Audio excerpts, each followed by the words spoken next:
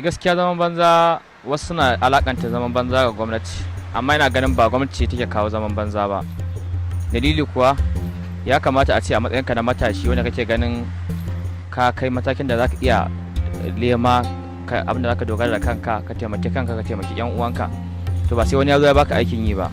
Duk wanda kaga ya zauna bai da abin yi shi ya so, domin Allah subhanahu wata'ala da halicci duniya ya yi ta da fadi, ya yi nahiya kala-kala, kuma kowace nahiya akwai al'umma da jama'a da ya halitta a wannan yanki, kuma kowanne ya ba shi hanyar da zai nema abinci ya ci.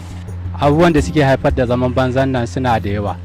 Na farko akwai girman kai, na biyu kuma akwai son ɗaukaka ta dare ɗaya, wanda Hausawa suke cewa Allah kan yi bature.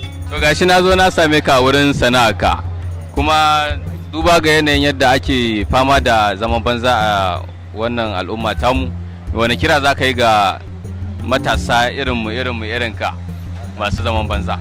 Ina kira dai ga matasa akan a daina zaman banza, sana'a ko yaya take a daina rena, domin ita sana'a kaɗan ita ce take zama babba. Zaman banza gaskiya da sakacin gwamnati ita ma tana ba da gudunmawa, saboda ya kamata a ce ko ɗan kamfanin ko tallafawa matasa da jari haka su ringa sana'o'i.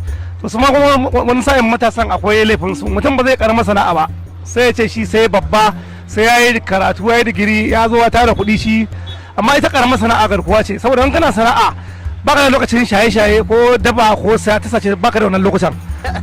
To ai suna linzami kenan. Wato zaman banza yana ɗaya daga cikin abin da ke kawo koma baya wajen tattalin arzikin ƙasa da dukkanin kuma matasan wanda ba za su dogara da kansu ba, suke da raina sana'o'i. Duba ga zaman banza da ake fama da shi a cikin al'umma, wace shawara za ka ba wa matasa irinka a cikin al'umma da su daina zaman banza? To shawarar da zan bayar ga mu matasa, abin da ya kamata su gaskiya su riƙe addinin musulunci, su riƙe addini da hannu biyu, sannan kuma ya kasance kan mu daina zama a kodayaushe a unguwa ka mu biya abokanan banza. Ya kamata abin da iyaye suka turo ka yi ka san me amfaninsa saboda rayuwarka ta gaba da 'ya'ya.